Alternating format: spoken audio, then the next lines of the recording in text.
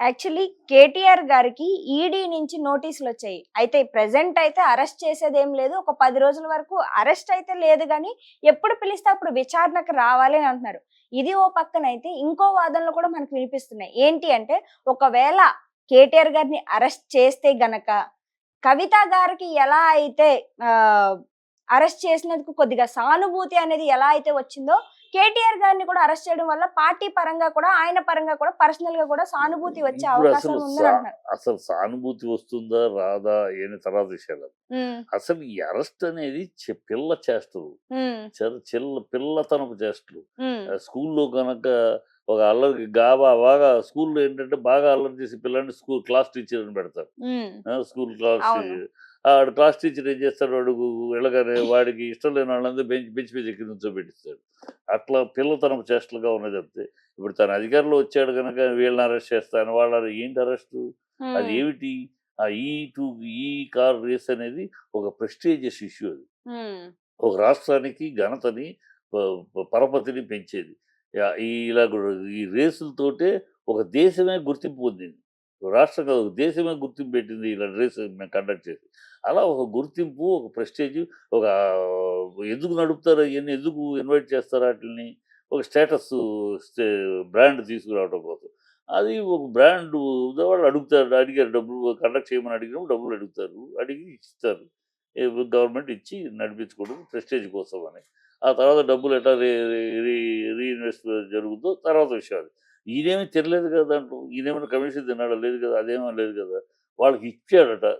ప్రజల సొమ్ము వాళ్ళకి ప్రజల కోసం ప్రజల సొమ్ము అనేది రాష్ట్ర బ్రాండ్ కోసమని, రాష్ట్ర గౌరవం కోసమని, రాష్ట్ర ప్రతిష్ట కోసమని ఖర్చు పెట్టక దేనికి ఖర్చు పెడతారు?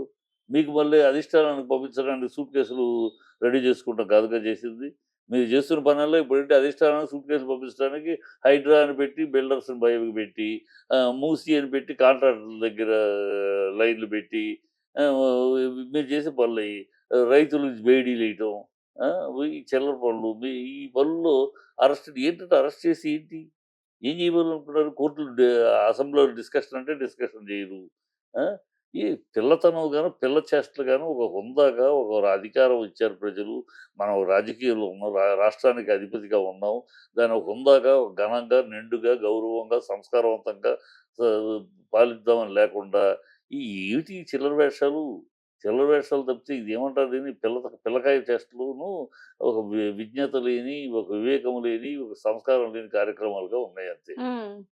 అంతేగాని అంతే దీని రకంగా చూసుకుంటూ ఒక సింపతి గెయిన్ కోసం చేస్తున్నారనే వార్తలైతే వినిపిస్తున్నాయి. ఇది మీకు కాదంటారా? అది సింపతి రావడానికి దీంట్లో సింపతి ఏముంది? హ్మ్. ఆహ్, అంటే ఈ మధ్య కాలంలో కూడా మనం కాదు. చూస్తున్నాం. 'పుష్ప' సినిమాకి కూడాను అల్లు అర్జున్ గారిని ఏదైతే అరెస్ట్ చేశారో, ఆ అరెస్ట్ చేసిన తర్వాతే ఒక సింపతి గెయిన్ అనేదయ్యి సినిమాకి అంతవరకు ఉన్న టికెట్ రేట్లు కూడా ఇప్పుడు బాగా ఎవరు అమ్ముడుబాటులోకెళ్ళినియి అనే ఈ వార్తలు ఈ కూడా ఈ ఈ వినిపిస్తున్నాయి. వార్తలు రాస్తున్న, చెప్తున్న అర్భకులు, సన్నాసులు ఎవరో గాని ఆ హ్మ్. సినిమాకి దీనికి సంబంధం లేదు. హ్మ్. నార్త్‌లో ఏంటి? నార్త్‌లో దుమ్ము లేపుతాంది. హ్మ్. ఇక్కడ కన్నా నార్త్‌లో బీభత్సంగా అసలు ఊగిపోతాంది సినిమా.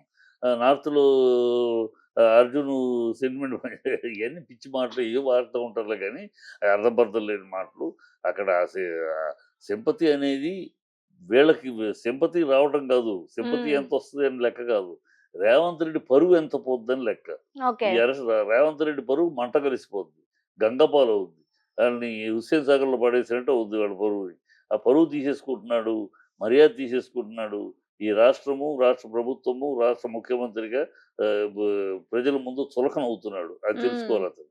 అంతే అంటారు. ఓకే. ఇప్పుడు 'పవన్ కళ్యాణ్' గారు ఆయనకు ఉన్న ఈ మంత్రి పదవులు ఏవైతే ఉన్నాయో వాటిని కొంతవరకు నాగబాబు గారికి కేటాయించే అవకాశాలున్నాయి. అండ్ ఎందుకు అననేసంటే 'పవన్ కళ్యాణ్' గారికి కొన్ని సినిమా షెడ్యూల్స్ కూడా చాలా పెండింగ్‌లో ఉండిపోయినాయి. అయితే ఈ సినిమా షూటింగ్స్ అనేవి కొనసాగాలి అంటే బాధ్యతలు ఎవరికొకళ్ళకి అప్పజెప్పాలి కాబట్టి అవి నాగబాబు గారికి అప్పజెప్తారు సరే. అని ఇప్పుడు ఉన్న బాధ్యతలు ఇప్పుడు ఏం చించాడని ఆయన, రేపేమి చించలేడని, ఏం చించాడని మినిస్టర్‌గా నిన్న చూడండి ఒక డ్రామా. కాళ్ళకి చెప్పులు లేకుండా ఇవాళ కాళ్ళకి చెప్పులు లేకుండా నువ్వు రోడ్‌లో నడవటం ఎందుకయ్యా? ఇదొక షో కాకపోతే, సినిమాటిక్ స్టైల్ కాకపోతే, వీడియోలున్నాయి, కెమెరాలున్నాయి. అక్కడ ఆఫీసర్స్‌ని ఆ వీడియోతోటి రోడ్డు చూపించమంటే నువ్వు ఆఫీస్‌లో కూర్చొని ఆ రోడ్డులు చూసి ఇమ్మీడియేట్‌గా ఇన్‌స్ట్రక్షన్ ఇవ్వచ్చు. దానికి నిధులు కావాలి, అక్కడ ఎవరి నుంచి కావాలి, నిధులు కావాలి, ఇవి చేయొచ్చు. దానికి నువ్వు చెప్పులు లేకుండా నడిచి, ఆయన నడుస్తున్నాను, నేను నడిస్తేనే కదా రోడ్లొచ్చేది. ఈయన నడిస్తే రోడ్లొస్తాయా? నువ్వు అధికారంలో ఉన్నావు. అధికారంలో ఉండి నువ్వు చేయాల్సిన పనులు ఇది నువ్వెళ్లి నడవక్కర్లేదు. ఊరినే షో తప్పితే నువ్వెళ్లి నడవటం ఎందుకు చెప్పులు లేకుండా? లేదు ఇవాళ టెక్నాలజీ ఉంది. అక్కడ కెమెరా పెడితే మొత్తం ఆ రోడ్లు గీట్లన్నీ నీకు ఇక్కడ నీ ఆఫీస్‌లో నీ వీడియోలో కనపడతాయి. అది చూడొచ్చు. చూసి యూ కెన్ గివ్ ఇన్‌స్ట్రక్షన్స్. దీనికి పెద్ద షో ఈయన నడుస్తున్నాడు చెప్పులు లేకుండా. ఈ షోలును, బిల్డప్పులు తప్పితే ఈళ్ళు చేసిందేంది పీకిందేముంది దీంట్లో. ఆల్రెడీ సీజ్ అయిన షిప్‌ని సీజ్ ది షిప్ అంటము.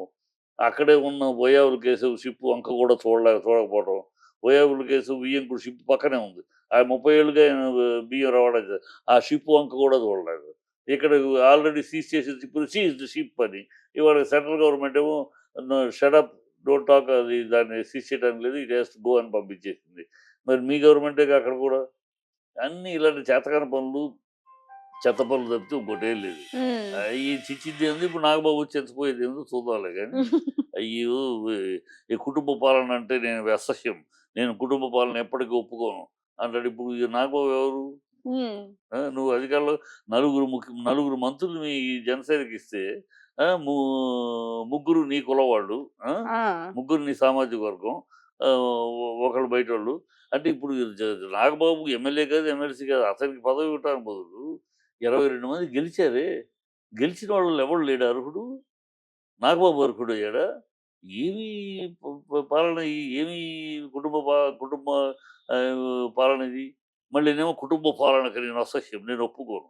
ఎవరు కుటుంబాలకు మేము అందుకా మమ్మల్ని ఎన్నుకునేది మా కుటుంబాన్ని తీసుకురమ్మటానికి అని పిచ్చ డైలాగు, సినిమా డైలాగులు కొట్టాడు. ఇయన్నీ జుట్టు ఎగరేసుకొని మాట్లాడటం కాదమ్మా.